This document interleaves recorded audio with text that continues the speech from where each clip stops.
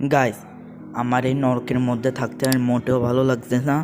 কারণ কি, মোটে একদিন থেকে আমার অবস্থা খারাপ হয়ে যাচ্ছে। আর 3 মাস থাকবো কিভাবে? আর এই মহিলাকে তো আমি পেলে ছাড়বই না। তো আমি এখন পিছনের দেয়ালটিকে ভেঙে ফেলার চেষ্টা করব এবং ভেঙে তাড়াতাড়ি আমি বাইরেই চলে যাব। তো আমি বাইরে চলে আসলাম। তো আমি এখন দেয়ালের পাঁচিল টপকে তাড়াতাড়ি বাইরে চলে যাব, কারণ আমার পুলিশ স্টেশন থেকে আমার বাড়ি বেশি দূর নয়।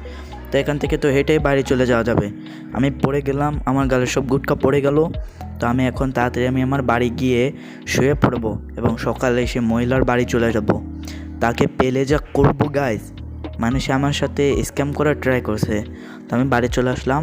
তো এখন তাড়াতাড়ি আমি আমার রুমে গিয়ে শুয়ে পড়ি।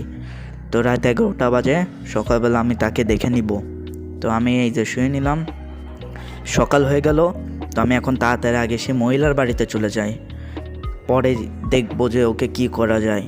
সারা চিটার বাটপার মহিলারাও দিন দিন চিটার হয়ে যাচ্ছে, এত চিটারগিরি করা উচিত না। তো আমি তাড়াতাড়ি চলে যাই সে মহিলার বাড়ি, পেলে প্রথমে তাকে থাপড়াবো। তো আমি চলে যাচ্ছি সে মহিলার বাড়িতে। তো আমি গাড়িটি ফুল স্পিড রানিং করলাম, আমি চলে আসলাম গাইস। তো তো এখন আমি এই যে মহিলার বাড়ি চলে আসলাম। তো এখন তাকে ডাক দিই। তো ম্যাডাম, ম্যাডাম তোমারে দেখছি, দাঁড়াও। কিরে, দরজা খুলছে না কেন? একটা ফোন দিয়ে দেখি গাইস। তো এখন আমি ফোন দিয়ে দিই। তো এই যে ফোন নাম্বারটি সেভ করা, এখন তাকে ফোন দিই। এ কি গাইস, তার ফোনও ধরছে না। কি লেভেলের স্ক্যামার গাইস, বুঝতে পারছো? তো এখন কি করার? তখন তা আবার চলে যায়, আমি কালকের আবার আসবো। এই মহিলাকে তো আমি ছাড়বই না। তো এখন আমি চলে যাই সেই বাড়ি। তো এখন আমি গাড়িটি নিউট্রাল করে বাড়ির দিকে রওনা দিলাম। না গাইস, আমি বাড়ি যাব না, আগে আমার একটু কার শোরুমের দিক যাই। মেলা করেন না, একদিন মোটে যাওয়া হলো না, তেমন পড়ান পড়ছে। তো আমি এখন কার শোরুমের দিকে যেতে থাকলাম। তখন দেখি গাইস, আমার কার শোরুম না, একটু বাইক শোরুমের একটু দূরেই দেখি যে এই যে এখানে অনেকগুলো গাড়ি, আর গাড়িগুলো রাস্তা ব্লক করে থোয়া, আর এখানে অনেক মানুষের ডেড বডিও পড়ে রয়েছে।